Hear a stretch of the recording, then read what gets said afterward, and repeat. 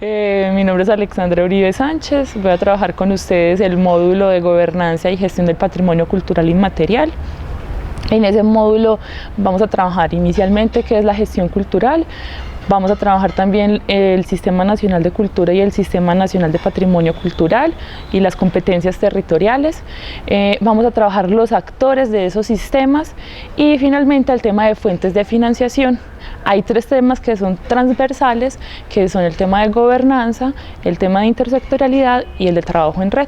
Inicialmente hablar del tema de gestión cultural. Muchas veces cuando hablamos de gestión cultural reducimos ese tema a la búsqueda de dinero o de fuentes de financiación, pero la gestión cultural no es un tema que se reduzca en ello, sino que es un asunto más amplio, que es un procedimiento que cada organización genera para lograr los objetivos de una iniciativa o un proyecto que inicia.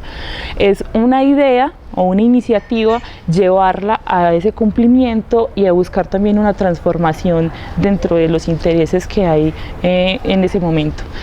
La gestión cultural tiene unos elementos muy importantes. Dentro de ellos, el primordial es la organización interna, sea de una entidad pública o de una organización de la sociedad civil o una empresa sin ánimo de lucro. Sin la organización interna es muy difícil poder tocar las puertas o poder generar alianzas o trabajo en red con otras organizaciones. Un poco para referirnos al caso que ya venimos trabajando, al estudio de caso. En el estudio de caso vemos como Corbandas tiene una estructura o una organización interna que le ha permitido su sostenimiento durante 41 años. ¿Sí? Tiene una junta directiva, está integrada por 50 socios y a su vez tiene un personal que se encarga de todos los procesos administrativos y de todo lo que tenga que ver con lo operativo y lo logístico. Y además tiene un cuerpo de voluntariado. Uno, las comisiones que las podemos ver en el estudio de caso, las comisiones para el desarrollo del concurso, que trabajan durante todo el año. Y otro que son los edecanes, que también son voluntarios y que se convierten en una de las principales, digamos, fuentes de apoyo en la logística del evento, y digamos que todo esto permite el desarrollo del concurso nacional de bandas musicales en Paipa. ¿Sí? Entonces, la organización interna es un elemento fundamental para poder hacer gestión cultural. Otro elemento muy importante es la planeación. La planeación desde el nivel más básico, que es la formulación de un proyecto, hasta unos niveles ya más elaborados y más en el tiempo o más a largo plazo, como los planes o las políticas públicas. ¿Qué nos permite la planeación? El conocimiento de la realidad, el saber qué es lo que en realidad se desea trabajar y de ahí planear conforme a eso objetivos claros y metas claras y realistas. ¿Sí? La planeación, además, siempre va a estar relacionada con un proceso estatal, que son los planes de desarrollo municipal y los planes culturales a largo plazo y las políticas públicas existentes, de las cuales no nos podemos desvincular. Otro elemento fundamental para la gestión cultural es la interlocución con diversos actores. Ningún proceso o ninguna iniciativa puede lograr sus objetivos si se queda sola en un proceso interno. Debe siempre generar un trabajo en red o unas alternativas, digamos, de trabajo con otras organizaciones, con otras personas que pueden estar no organizadas, sino que son actores informales, pero que le permita ampliar como la gama de opciones y de recursos no solamente dinero, sino el equipo humano, sino también los materiales y la capacidad instalada. Entonces, la interlocución con otros actores es fundamental para la gestión cultural. Entonces, ya hemos hablado de tres: de la organización interna, de la planeación cultural y de la interlocución con otros actores. Y otra muy importante es el aprovechamiento de la diversidad de recursos. Como hablábamos anteriormente, a veces los recursos solamente los reducimos al dinero, pero entonces hay otros recursos que están a la mano y que pueden generar que nuestra iniciativa tenga, digamos, éxito y se pueda desarrollar. En el caso de Corbandas vemos cómo ellos movilizan diferentes tipos de recursos, y esos son el voluntariado, que ya lo desarrollamos en la primera parte, otro que tiene que ver con el aprovechamiento de la capacidad instalada de su municipio, la logística, digamos, el cuerpo de bomberos, de la defensa civil, el apoyo de la empresa de aseo del municipio para el desarrollo del evento, también el aprovechar las oportunidades de negocio con las que pueden trabajar a nivel local, por ejemplo, con los artesanos, con los luthieres, con otras personas que también se vinculan, ¿sí? Y otro recurso muy importante es el trabajo en red que han logrado en todo el país, articulándose con municipios y con departamentos para lograr que lleguen personas a ese proceso y a ese concurso, ¿sí? Y hay otro tema finalmente que es el de evaluación, seguimiento y control. Ninguna gestión puede olvidarse de que constantemente debe estar evaluándose, identificando sus debilidades y sus fortalezas y también rindiendo cuentas o haciendo presentaciones de cómo está desarrollando sus iniciativas. Para poder entender la gestión cultural en el contexto de lo público es muy importante trabajar el tema de las competencias territoriales. Nosotros en Colombia, la Constitución del 91 nos definió como un Estado social de derecho y en ese Estado social de derecho definió unas funciones públicas que cumple el Estado y unas responsabilidades sociales que cumple la sociedad civil en complementariedad con el Estado. Y también definió esa Constitución un proceso de descentralización, de no dejar concentrado la toma de decisiones y los recursos en el poder central, sino de generar un proceso en el que va descentralizando o entregando funciones y servicios a otros entes territoriales. Entonces, la Constitución define como unos entes territoriales, el macro que es la nación, los departamentos, los municipios y también hay unos que son especiales que son los resguardos indígenas que tienen su propia forma de gobierno dependiendo de las costumbres de cada comunidad. Al darse ese proceso de división o de distribución, también se da una delegación de competencias. La nación, por ejemplo, tiene la competencia de definir políticas públicas como órgano rector que trazan la forma, por ejemplo en la política cultural, el Ministerio de Cultura es el órgano rector de la cultura y define todas las políticas públicas. Entonces esa es la competencia a nivel nacional y también define como una serie de recursos para apoyar y complementar las funciones del nivel departamental y del municipal. En los departamentos tienen una función intermedia y como de complementariedad, buscan como ese diálogo entre la nación y los municipios y ellos se encargan de apoyar principalmente a los municipios en el desarrollo de sus proyectos, programas y planes. Y ya el tema de los municipios, que es donde efectivamente se ejecutan todos los proyectos, donde efectivamente llega la inversión y donde se hace visible todo el proceso. Esa división de competencias hace que cada ente sea autónomo, ¿sí? Aunque trabaje de manera coordinada y en diálogo y que busque como un trabajo, digamos de cierta manera concatenado, cada ente territorial tiene autonomía y no puede violarla. ¿Autonomía en qué? Para gobernarse y elegir su gobernante, para definir cómo invierte sus recursos, para también recibir los recursos o definir qué impuestos cobrar, ¿sí? Entonces, ese es el tema de las competencias territoriales. En ese mismo marco que nos da la Constitución, como les comentaba ahora, nos define unas entidades estatales o públicas y otras que son de la sociedad civil. Teniendo esos dos referentes, vamos a hablar como de un mapa de actores para la gestión cultural.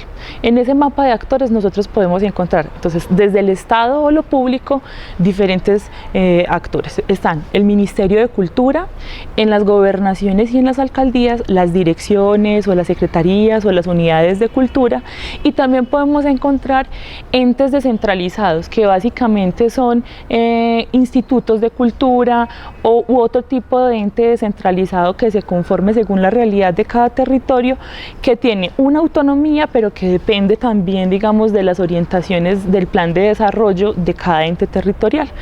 Además podemos encontrar otros tipos de organizaciones públicas como por ejemplo bibliotecas, museos, archivos, casas de cultura que están adscritas a ese sector cultural. También de la parte del sector público encontramos los resguardos indígenas y los cabildos que tienen una personería jurídica también desde lo público y los consejos de comunidades afrodescendientes. Eso del lado del Estado. Del otro lado, de la sociedad civil, nosotros podemos encontrar, aparte de la ciudadanía, pues en general, uno podría identificar ONGs u organizaciones sin ánimo de lucro que pueden tener finalidades relacionadas con el sector cultural. También encontramos la empresa privada, que pues puede ser desde una industria cultural hasta una empresa de otro sector que, digamos, tenga un diálogo con esas iniciativas de la gestión cultural. También podemos encontrar espacios de participación ciudadana que están definidos por medio de los mecanismos de participación. Entre ellos están los consejos municipales de cultura, los consejos de patrimonio, está también las veedurías ciudadanas, que básicamente lo que buscan es tener un diálogo permanente con el Estado para hacer seguimiento a cómo están invirtiendo los recursos. Y también se encuentran actores informales, como por ejemplo, digamos, agrupaciones de artistas que están reunidas, tienen un objetivo, pero no están constituidas legalmente. Por ejemplo, las bandas, por ejemplo, los grupos o las redes de músicos o de artistas, ¿sí? También dentro de esos encontramos expertos, personas que se han convertido en expertos del sector cultura y que aportan, digamos, a todo ese proceso de la gestión cultural, y otros profesionales que, aunque no son directamente del sector artístico o del cultural, sí contribuyen en el proceso, como son los comunicadores y todas las personas que se encargan de los medios de comunicación. También dentro de los actores de la sociedad civil se pueden encontrar organizaciones cívicas, como por ejemplo la Defensa Civil, los bomberos, la Cruz Roja, y hay otro tipo de actores que, digamos, no son directamente de la sociedad civil, porque comparten como de cierta manera un asunto mixto, es decir, tienen o se rigen por medio del derecho privado, pero cumplen funciones públicas. Por ejemplo, los fondos mixtos de cultura, que manejan recursos tanto públicos como privados, o las cajas de compensación familiar, las cámaras de comercio, y también dentro de esas o dentro de esos otros actores de la sociedad civil podemos encontrar cooperantes internacionales. Ese es como ese mapa de actores que nosotros en el proceso del concurso de bandas de Paipa podemos identificar que ellos tienen un trabajo articulado con actores de esos diferentes sectores. Entonces, si volvemos al caso que ya todos leímos, pues el concurso tiene una interlocución con la alcaldía de Paipa, ¿sí?, con la gobernación y con otros entes descentralizados de la gobernación, como son la Lotería de Boyacá, también con el Instituto de Desarrollo de Boyacá. Tienen también una interlocución con el Ministerio de Cultura, como lo es con la Dirección de Artes, con la Dirección de Patrimonio y con el Programa Nacional de Concertación. Entonces eso como en esas redes con lo público, y en esas redes de trabajo con los actores de la sociedad civil pues es mucho más amplia. Entonces están, digamos, con la empresa privada, tienen un diálogo permanente y se convierte en un actor fundamental en la gestión de su concurso. También con esas organizaciones cívicas de cierta manera contribuyen o cada día con los procesos de la logística, también con las instituciones educativas y con los jóvenes que prestan el servicio social. Entonces digamos que ese caso nos puede mostrar toda la diversidad de actores que puede integrar la gestión cultural. Ahora vamos a hablar de los sistemas, del Sistema Nacional de Cultura y del Sistema Nacional de Patrimonio Cultural. Básicamente los sistemas son una herramienta que se define por medio de las leyes, en este caso la Ley 397 de 1997 y la Ley 1185 de 2008. Esas leyes que definen como herramientas para que todo el tema cultural y el tema del patrimonio se descentralice y defina un diálogo entre todos esos actores de los cuales estábamos hablando con anterioridad. Entonces, en esa lógica, el Sistema Nacional de Cultura está definido por tres aspectos fundamentales. Uno que se llama las instancias, otro que se llaman los procesos y otro los espacios. Vamos a hablar inicialmente de las instancias. ¿Qué son las instancias? Básicamente las instancias son aquellas entidades públicas y también del sector de la sociedad civil que se encargan de la formulación y de la ejecución de las políticas públicas. Entonces, como ejemplos de instancias podemos identificar el Ministerio de Cultura a nivel nacional, las entidades encargadas de cultura a nivel departamental y municipal, pero también hay otras organizaciones que cumplen funciones de instancia en el territorio porque ellos van generando un proceso complementario y de apoyo para que se formulen políticas públicas locales. Entonces, las instancias. Los procesos, ya el sistema lo que define es que para poder que la cultura funcione en todo el país deben haber 3 elementos fundamentales. Uno es que debe haber planeación. El otro es que debe haber fuentes de financiación y el otro es que debe haber un fortalecimiento institucional y un proceso de organización.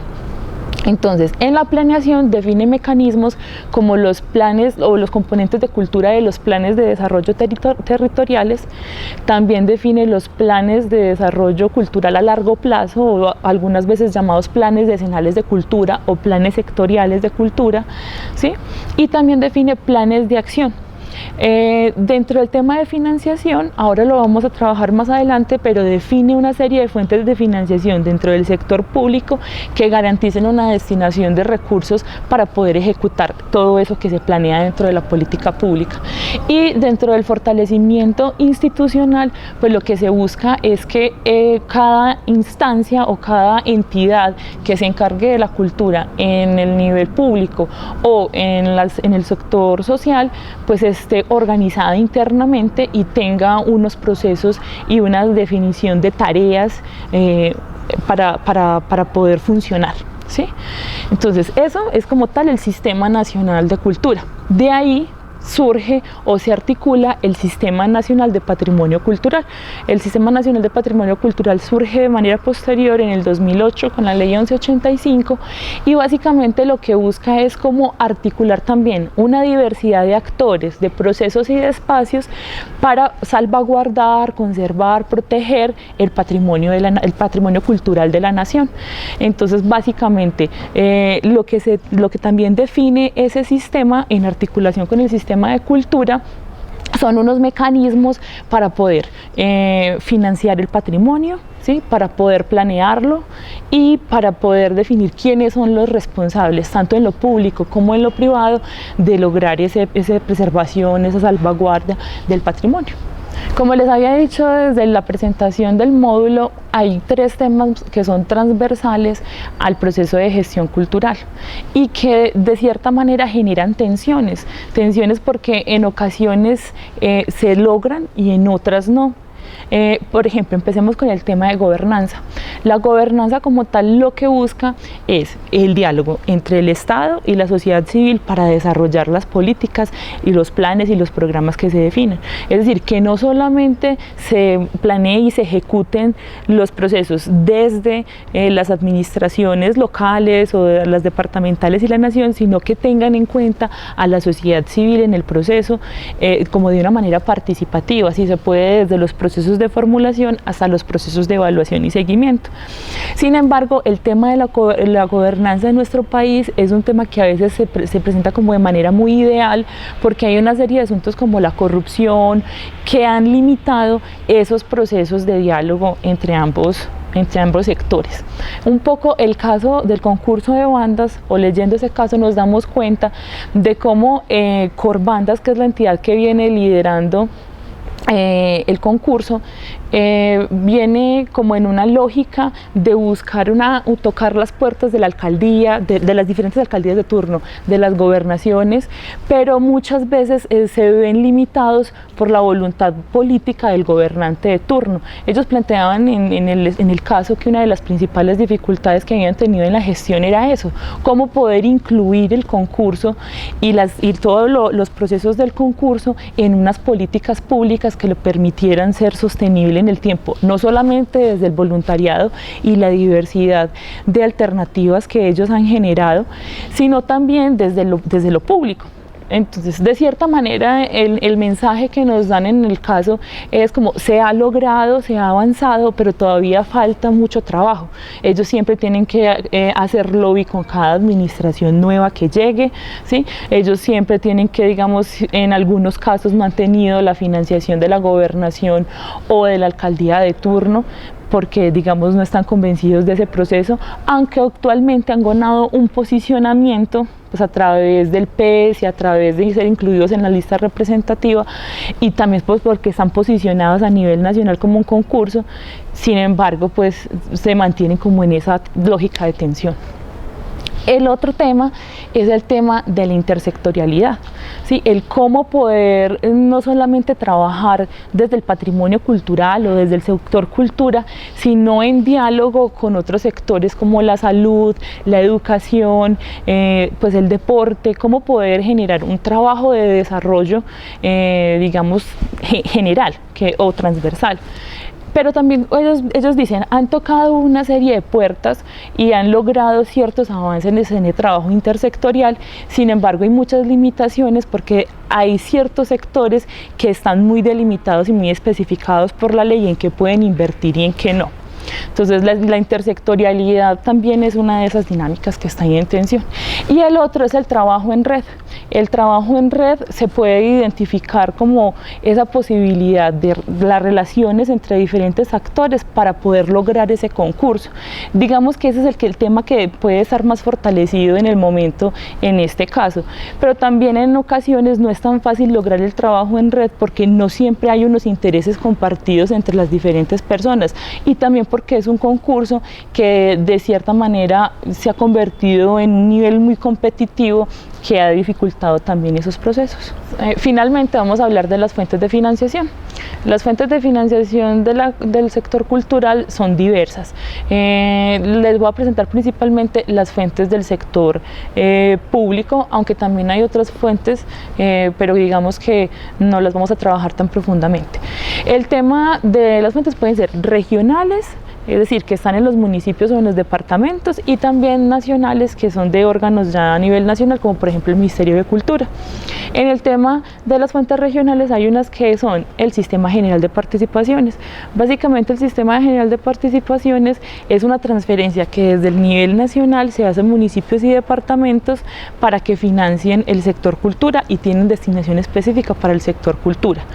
También está la estampilla Procultura. La estampilla Procultura es un impuesto que crea cada municipio o departamento por medio de la asamblea departamental, si es el caso del departamento, o por medio de los consejos, si es el caso de los municipios, y que básicamente lo que busca es también apoyar la financiación de la cultura, y ambas fuentes de financiación van articuladas al desarrollo de los planes de desarrollo cultural. Otra de las fuentes, digamos, regionales tiene que ver con el impuesto a la telefonía móvil. El impuesto a la telefonía móvil básicamente es un 4% adicional que se recauda por medio de las llamadas telefónicas y que se distribuye para tres asuntos. Uno es el fortalecimiento de los servicios bibliotecarios, que es administrado por la Biblioteca Nacional y el Ministerio de Cultura. Otro para el tema de deportes, administrado por medio del Coldeportes, y otro para cultura, que específicamente es para actividades de protección del patrimonio cultural de la nación. Básicamente de ese impuesto le corresponde el 12% al sector cultura. Y desde allí se pueden presentar una diversidad de proyectos desde las diferentes líneas que propone, y que son, como les digo, enfocadas al tema de patrimonio. Otra de las fuentes regionales es el Sistema General de Regalías. El Sistema General de Regalías es un sistema en el que administra como tal ese asunto de los recursos que llegan por la explotación de recursos no renovables. Entonces, básicamente, el Sistema General de Regalías es de libre inversión y se administra por medio de órganos colegiados de toma de decisiones, o también llamados OCAT, ¿sí? Es un tema importante el tema del Sistema General de Regalías porque actualmente el sector cultural no tiene una participación tan significativa en la presentación de proyectos. Entonces es una buena fuente para que profundicemos en la revisión. Y hay otras que son del nivel nacional, que para este caso son el Programa Nacional de Concertación Cultural, que es un programa del Ministerio de Cultura que cofinancia proyectos culturales, y también está el Programa Nacional de Estímulos, que básicamente se mueve a través de becas, pasantías, premios, y que lo que busca es generar como estímulos para los diferentes gestores y artistas de nuestro país. En el primero, en el de concertación, solo pueden participar personas jurídicas, y en el segundo solamente pueden participar en algunos casos personas jurídicas, y también pueden participar personas naturales o grupos que no estén constituidos legalmente. En el tema, esta es como la gama de fuentes de financiación que hay desde lo público. Hay unos elementos que debemos tener en cuenta para cualquier proceso de financiación. Uno es que cada que se quiera financiar una iniciativa debe presentarse un proyecto o un plan de negocio, dependiendo del tipo de entidad al que se va a presentar. Y vamos a tener éxito o fracaso en la medida en que tengamos muy bien formulado y estructurado ese proyecto. Otro elemento es que esos proyectos deben siempre ir enlazados o articulados a los objetivos que tienen los planes de desarrollo territoriales y a los temas de ley. No nos podemos presentar a convocatorias públicas cuando no tenemos una propuesta que se articule a lo que está buscando tanto la ley como la planeación de la nación. Y otro tema muy importante en fuentes de financiación tiene que ver con buscar una cofinanciación y una diversificación de fuentes. No podemos agotar, en que hoy nos presentamos a concertación, ¿sí? Y esa va a ser nuestra fuente durante todos los próximos años, porque ya la aprendimos a manejar. No. La idea es buscar diferentes opciones de financiación y diversificar esas posibilidades, y eso es lo que podría garantizar que el proyecto se haga de cierta manera sostenible en el tiempo y que no dependa solamente de una opción. Para el estudio de caso vamos a ver una torta que muestra la distribución de los recursos que recaudan ellos. Más o menos ellos recaudan 394 millones para el desarrollo del concurso, y de allí el 41% más o menos de los recursos provienen de aportes de terceros. ¿Aportes de terceros quiénes? De la empresa privada y de otras organizaciones que no son necesariamente como del sector público, por medio de donantes, ¿sí? O por medio también de venta de servicios de ellos. Ellos también tienen como un proceso de recursos propios que les permite, aunque es muy pequeño, les permite una movilidad.